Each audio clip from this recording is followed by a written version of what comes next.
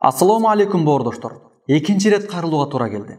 Азыр Палестинада мусулмандарды өз жеринен еврейлер, жөөттөр кууп өлтүрүп атканда, мусулмандардын ыйык мечити болгон Акса мечитин тартып алып, аларды мусулмандарды ал жерден коолап аткан учурда биздин өлкөдө ошол жөөттөрдүн акчасына сатылган мугалимдер, атеист мугалимдер, мусулман кыздарды жоолугу менен мектепке киргизбей кырсым көрсөтүп атат. Билим берүү тармагына МПшниктер 20 жылдан бери аралашып келет. Бул билесиздер, ар келген сайын динсиздиктин идеологиясын алып келип, биздин мугалимдерди маңкурт кыла жаздады. Ар түрдүү тренинг, семинар, сабактарды өтүп мээсин айнытты. Азыр Газада, Палестинада корголуп аткан мусулмандарга дуа кылып, Аллах Таала аларга жардам берсин деп дуа кылуудан башка эч нерсе кыла албайбыз. Колубуздан келгени дуа кылуу гана. Ушунчалык деңгээлде алсызбыз. А бирок өз элибизде кордолуп аткан алсыз окуучу кыздарыбыздын жоолугун, хижабын коргоп чыгуу баарыбыздын колубуздан келет. Пенде колунан келген ишти кылмайынча, аткармайынча Аллах Таала жардам бербейт. Биз милдетибизди аткаралы. Аллахтын өкүмүн аткаралы. Биз колубуздан келгенин кылалы, Аллах Таала колубуздан келбегенин берет. Көз алдыбызда кыздарыбыздын жоолугун чечтирип мектепке киргизип атат. Мектепте кысым көрсөтүп атканын көрүп туруп, унчукпай отуруп алсак, анда Аллах Таала биз сыяктуу былжыр, жалкоо, көңүл кош пендесине жардам береби?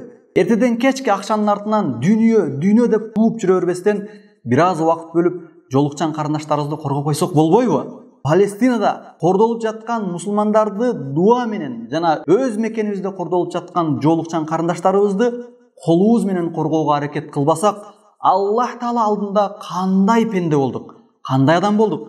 Эч нерсе кылбай карап олтуруп, анан кыяматта биз Аллахым бизди пайгамбарлар менен бейиште чогуу кыл деп кантип дуа кыла алабыз? Пайгамбарлар жана ага ээрчиген ыхластуу мусулмандар Аллахтын өкүмү үчүн аракет кылышып, ушунун артынан өлүп кетишкен го. Аллахтын өкүмүн көтөрөм деп.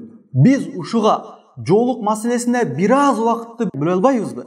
Хижапка каршы чыгып аткан мектепке суроо узатып, укук коргоочу барса, итти кубалагандай сырттан айдап чыгарып атышат аханаңиттер. Дагы карап олтура беребизби муну карап? Эмне мектеп алардын жеке менчигиби? Хижапка каршы чыгып аткандар, Аллахтын буйругуна каршы чыгып аткандар, карындаштарыбыздын жоолугу мектепте эмне? Силерди муунтуп атабы? Тек койгула кийген кийип жүрө берсин.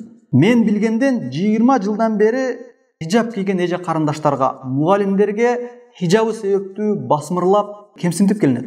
Муну эми алардын укугун мыйзам чегинде коргоюн деп эл арасынан активисттер коргоп чыгышса, чаласабат атеист мугалимдер чычалап жатып калышты. Кече жакында 17 май күнү Жалал Абад областынын Базар Коргон районундагы Макренко мектебинин мугалимдери топтолуп митингге чыгып хижапка каршы кыйкырышты. Жалган жалаларды айтышып, өздөрүнүн уят эле кылышты. Мурда кылып жүргөн кылмыштары элге ачык чыгып калса, эми алар катасын оңдоонун ордуна кайра эле кежирленип өздөрүн төмөн даражага түшүрүшүп атышат. Алар жоолукка, орозо туткандарга каршы чыкканы аз келгенсип, эми жолукчан кыздарыбыздын укугун коргоп чыккан укук коргоочу Кубанычбек агайды да соттоп берсин деп кыйкырып чыгышты митингде. Бул кантип болсун? Койгула мугалим кесиптештер.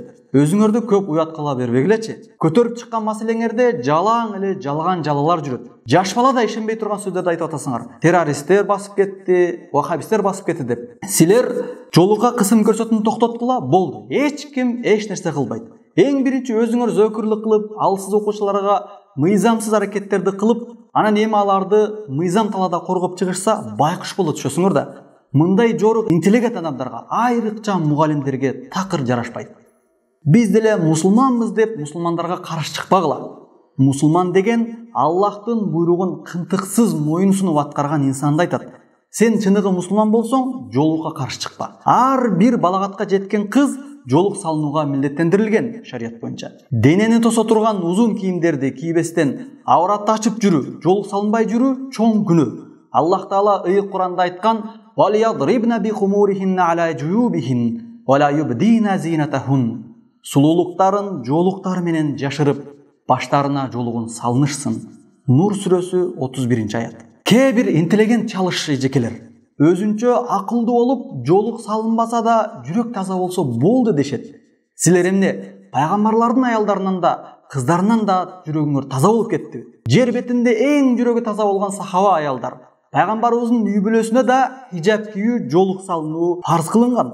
Аллах Таала ыйык Куранда пайгамбарыбызга буйрук кылып айтат: "Я айюхан наби, кул ли азважика ва банатика ва нисаил муъминин юднина алейхинна мин жалабибихин." Эй пайгамбар, аялдарыңа, кыздарыңа жана ыймандуулардын аялдарына айткын: үстүлөрүнө сырткы кенен кийимдерин жабынышсын. Залика адна ан ю'рафна фала ю'зайна ва кана Аллаху гафурур рахима. Бул алардын таанылуусуна жана кордук көрбөлөрүнө өбөлгө түзөт. Аллах Таала кечиримдүү, мээримдүү. Ахзаб сүрөсү 59-аят. Аллах Таала аял затын өтө баалуу, кадыр барктуу кылып жараткан.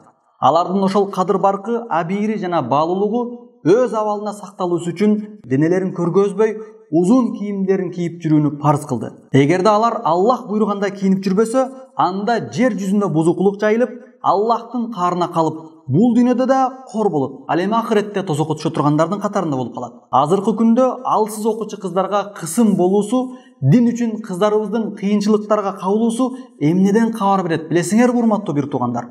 Бул деген пайгамбарыбыз 14 кылым мурда айтып кеткен айкын кабар ишке ашып жаткандыгынан кабар берет. Анас ибн Малик радиаллаху анху риваят кылган хадисте Аллахтын элчиси Мухаммад саллаллаху алейхи ва саллям айткан: "Яти алан нас заманун ал-кабид ала диних кал-кабид ала ал-jamar."